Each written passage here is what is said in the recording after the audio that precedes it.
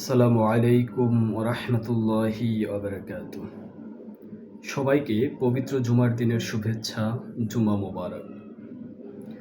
আশা করছি আপনারা সকলে যে যেখান থেকে আমাকে দেখছেন, আল্লাহর অশেষ কৃপায় ভালো এবং সুস্থ রয়েছেন।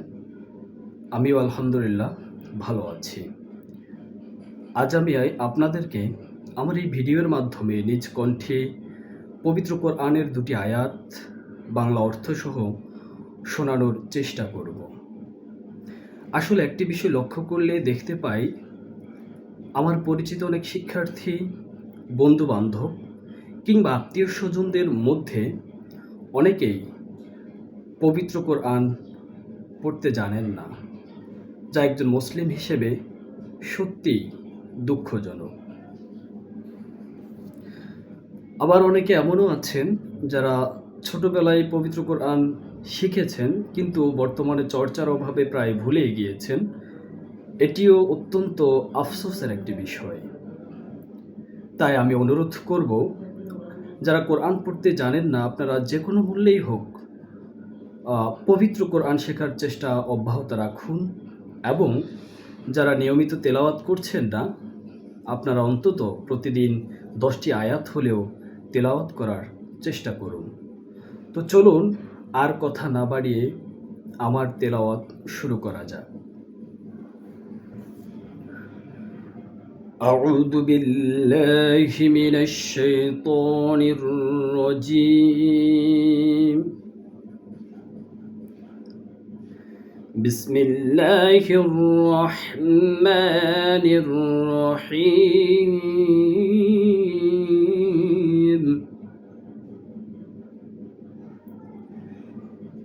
إن هذا القرآن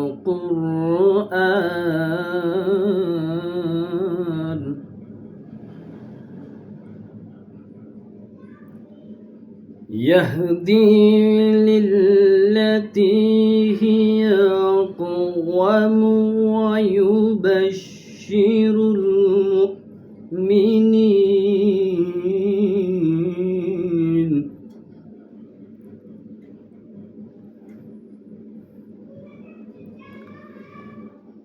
إن هذا القرآن يهدي للتي هي أقوم ويبشر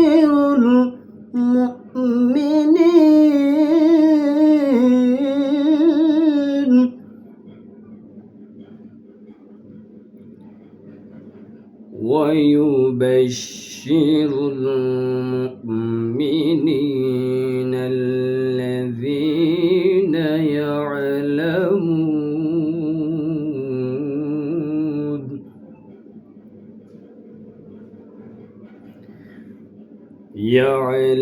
يعلمون الصالحات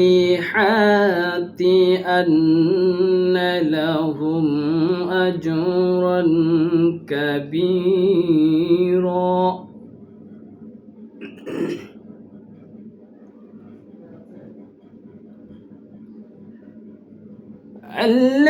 الذين يعلمون الصالحات أن لهم أجرا كبيرا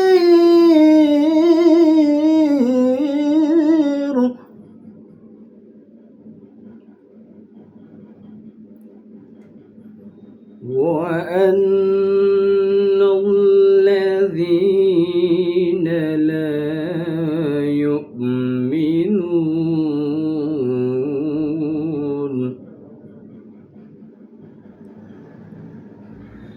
لا يؤمنون بالآخرة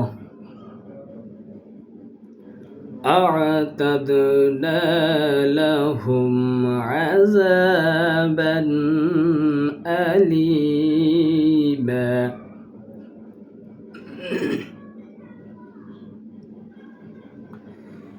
وأن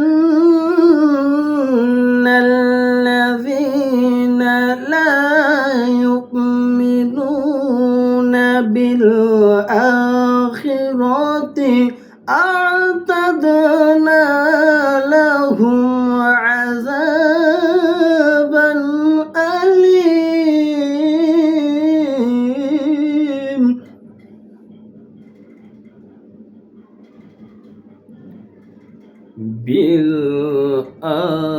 الآخرة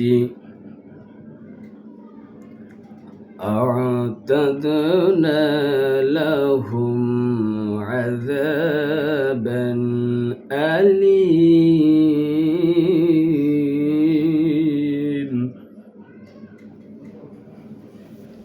صدق الله المولانا العظيم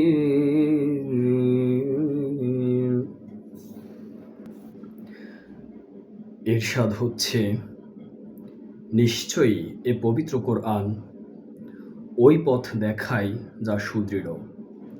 যারা একে মেনে নিয়ে নেক আমল করতে থাকে তাদেরকে সুসংবাদ দেয় যে তাদের জন্য বিরাট পুরস্কার রয়েছে, এবং যারা আখিরাতকে বিশ্বাস করে না তাদেরকে জানিয়ে দেয় যে তাদের জন্য আমি যন্ত্রণাদায়ক আযাব তৈরি করে রেখেছি।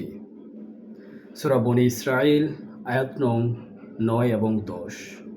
সবাইকে অসংখ্য ধন্যবাদ। আসসালামু আলাইকুম ওয়া রাহমাতুল্লাহি ওয়া বারাকাতুহু।